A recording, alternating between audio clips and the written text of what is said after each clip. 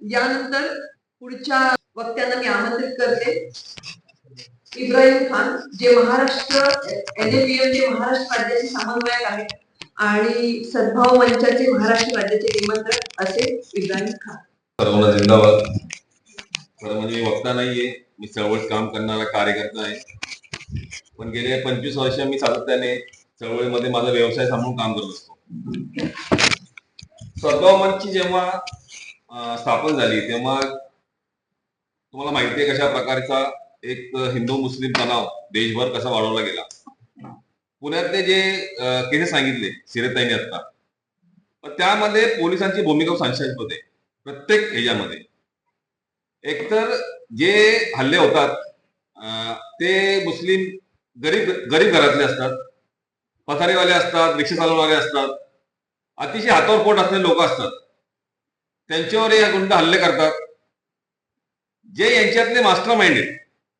कारण master mind हे बीजेपीचे मोठे कार्यकर्ते असतात, पदाधिकारी हे सगळ्या याच्यामध्ये बजरंग दलाचे असतात, विश्व हिंदू परिषदेचे असतात, जे त्यांचे पोट सोडलेले आहेत, ते सगळ्या प्रकारात बाहेर असतात. आणि ज्यांना अटक केली जाते खूप आम्ही मागे लागल्यानंतर ते असे लोक असतात, ते बहुजन समाजातली एकल पालकांची मुलं असतात. म्हणजे कशा प्रकारे समाजाला गुन्हेगार बनवलं जातं याच्यामध्ये. आणि कित्येक ठिकाणी तर ज्यांना मारले गेलेले आहे, अजून एक कॉमन हे काय आहे, त्यांना मारणारे त्यांच्या जवळची लोक असतात. पुणे सावळीमध्ये पण तो मेला शिकेलकर, त्याचा जवळच्या मित्रांनी त्याला मारला. सलमान तो बेटाऊन मध्ये गेला, त्याच्या जवळचा जो ग्रुपमध्ये होता ग्रुपने त्यांना मारलं मिळून. म्हणजे त्याची तर हत्या अशी केली की जो सिनेमा होता ना छावा, जशा प्रकारे छावामध्ये हत्या दाखवली शेवटची, तशा प्रकारे सलमानला मारलं गेलं. आणि तो तिथल्या गणपती मंडळाचा अध्यक्ष होता. म्हणजे हे पण बघायला पाहिजे. म्हणजे जेव्हा आपण म्हणतो मुस्लिम मेन स्ट्रीम मध्ये येत नाही, पण जे जे तरुण मेन स्ट्रीम मध्ये याचा प्रयत्न करतात त्यांची हत्या घडवत जातात. म्हणजे षडयंत्र एवढं मोठं आहे, षडयंत्र भाग एवढा मोठा आहे आणि पोलीस कारवाई अजिबात करत नाही. कारण पुण्यामध्ये पण जेव्हा 2 ऑक्टोबरला दसरा होता, दसऱ्या दिवशी RSSच्या संचलनात संपून RSSच्या कार्यकर्त्यांनी त्याला मारलं, त्या फरीद शेखला. मारणारा पण त्या शेजारी राहणार घर आहे, लांबचा पण नाहीये, जुनी ओळख आहे. पण अशा प्रकारे दाखवतात की त्यांची जुनी भांडणं आहे. पण मारलं पण त्याला अशा प्रकारे की त्याचा एक हात एक पाय आतू झाला. म्हणजे त्याला लखवा मारला गेला, डोक्यात त्याला रॉडची मारलेत ना रॉड. मग चांगला फिरता माणूस त्याच्या मुलाला मारलं, त्याला मारलं, त्याची विहीनबाई वाचवायला गेली तिलाही मारलं. आणि आज 4 महिने झाले, केसेस दाखल 300-700, अजूनही अटक नाही केली पोलिसांनी. आम्ही जाऊन भेटलो तर पोलीस म्हणतो माझ्यावर खूप दबाव वरून, ते म्हणतात तुम्ही काहीतरी वर्ण तुम्ही करा. आता ह्याच्यामध्ये एक गोष्ट अशी असते की ह्याच्यामध्ये आंदोलन करावं लागेल तिथल्या लोकांना रस्त्यावर उतरून. आता मी तुम्हाला थोडं माझे पर्सनल अनुभव सांगतो. माझं घर जिथे घडतं हे सगळं, ते आता माहिती आहे जे महात्मा फुले पेठ, महात्मा फुले वाडा, हे सगळं ते आसपास घडतंय. कारण महात्मा फुले वाडा माहिती आहे एक सत्यशोधक समाजाचं मोठं ते केंद्रस्थान आहे वैचारिक. आणि त्याच्या माग 18 पकड जातीचे लोक राहतात आणि बहुसंख्याकांनी मातंग समाजाचे लोक जास्त राहतात. आणि त्यांनी मातंग समाजाच्या वजनामुळे हिंदू देऊन टाकलेलं आहे. अशी सगळं तिथं आहे. तिथं मी राहिला आहे, तिथं माझं घर आहे, राहायला जुनं घर आहे माझं. तिथं मी असतो, तिथं मशीद आहे. आणि ते मुद्दाम आता कसं आहे, आता आपण ते सगळीकडे त्यांना इंटरव्ह्यू करायला लागलो सगळीकडे. मग त्यांनी ते पतित पावन संघटना म्हणून ती आली, म्हणजे मशीद आहे, त्यांना मशिदीसमोर त्यांना दहंडी करायची होती. आता नेहमीप्रमाणे आता ते सगळे तिथले समाज, आमच्या समाजात 1,500-2,000. मग तिथं मग मला पण एंटर करावं लागलं, म्हटलं मला त्याला विरोध करावा लागला.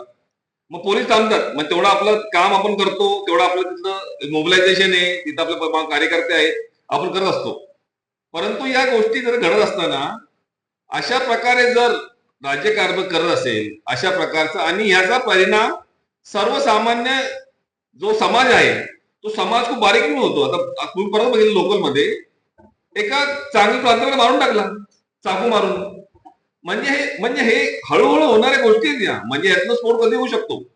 यासाठी मग आम्ही यासाठी केलं की ह्या सगळ्या गोष्टीवर जे जागेवर थांबवतात, म्हणजे त्यांनी जे सांगितलेलं आहे पेट्रोल पंपावरचं, म्हणजे बजरंग दलाचे कार्यकर्ते आले, त्यांनी ते टोपे घातले होते सांताक्लॉजच्या, पेट्रोल वाटत होते, त्या म्हणतात घालायचे नाही, आपली संस्कृती नाहीये.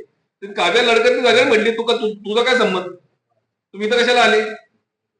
मग तो म्हणला नाही पोरं बोलवतो, पोलीस बोलवतो. तो मी बोलवतो पोलीस, तो काय नाही बोलू, मला कंप्लेंट करायची. ती जाऊन कंप्लेंट करून आली. तरी पण पोलिसांनी केस नाही केली. 4 दिवसांनी आम्ही गेलो तिकडं, मग तिला पाठिंबा दिला, मग ते सगळं ते प्रेस घेऊन गेलो, सगळं केलं. मग पोलिसांवर प्रेशर वाढून पोलिसांनी मग त्याच्यावर गुन्हा दाखल केला.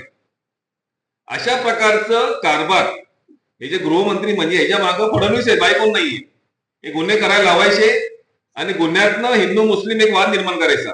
बरं हे करायचं कशाला, की आर्थिक परिस्थितीवर जे ते झाल्या. आता तुम्ही बघा की महाराष्ट्रावर कर्ज किती वाढत चाललेलं आहे, शेतकऱ्यांची स्थिती काय आहे, धंद्याची स्थिती काय आहे, बेरोजगाराची स्थिती काय आहे, रोजगाराची.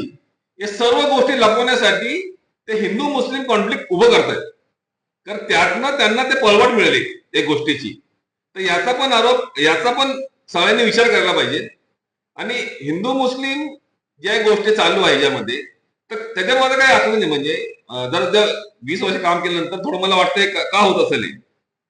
कारण जेव्हा गांधीजी जेव्हा गेले, नवखालीच्या सगळ्यांनी सांगितलं होतं, नवखालीचं म्हणजे ते शेवटच्या दिवसापर्यंत ते हिंदू मुस्लिम सौदेलाच काम करत होते. स्पेसिकली त्यांना ते भारत जे स्वतंत्र झाला आणि फाळणी झाल्यामुळे त्यांना त्याच्यावर इंटरेस्ट नाही राहिला स्वतः गांधीजींना, की देशाचं मी काय करणार, एवढं मी करून एवढं आपण हे केलं सगळ्यांनी मिळून, पण एका देशाचे 2 तुकडे झाले, त्यामुळे आता स्वतंत्र मी करणार काय, ही पण त्यांना खंत होती. तर शेवटपर्यंत हिंदू मुस्लिम ऐक्यासाठी काम केलं. तेव्हा जो काळ होता ना, गांधीजीचं माहीत मानायला पाहिजे. तो दिसायला कसा माणूस होता, म्हणजे तेव्हा सोशल मीडियाही नव्हता. म्हणजे असं ना का सोशल मीडियाचा आज फेमस होतो माणूस, रील बनवले, हे बनवले, ते बनवले. गांधीजी काय एवढे फेमस झाले असतील, लोक त्यांना एवढं का प्रेम करत असतील. तर जी नैतिकता होती ना, ती नैतिकता आता कुठल्या कुठल्या नेत्यामध्ये आहे. म्हणजे यातनं बाहेर काढण्यासाठी एक प्रचंड नैतिकतेचा एक नेत्याची गरज आहे. कारण आज नाही ठीक आहे, आज नाही उद्या लोक घेतील, आज ना उद्या सरकार जाईल, परंतु जे सामाजिक डॅमेज होणार आहे, ते डॅमेज मधनं बाहेर येण्यासाठी आपल्याला किती वर्ष जावे लागणार आहे या सगळ्या गोष्टीतून. आणि ह्याचा सर्वात मोठा जो फरक बसणार फटका हा बहुजन वर्गाला बसणार आहे. कारण जो वर्ग शिकलेला आहे, ज्या वर्गाने प्रगती केलेली, शिक्षण आपल्या जवळ पकडलेलं आहे, त्याला काय फरक पडणार नाहीये. आणि मुस्लिम समाजाचे आपण सगळीकडे करतो, चर्चा करतो हिंदुत्वाच्या म्हणजे सनातन धर्माच्या, पण मुस्लिम कट्टरवादावर कोण चर्चाच करत नाही. कारण मुस्लिम नेशन मध्ये जे राहणारे मुस्लिम आहेत, त्यांना जे मुस्लिम मरतायत ना गरीब, त्यांचे घेणं देणंच नाहीये. ते 2 दिवस अडतात, गप बसतात, त्याच्यावर त्यांना काय करायचं त्याच्याकडे प्लॅन नाहीये.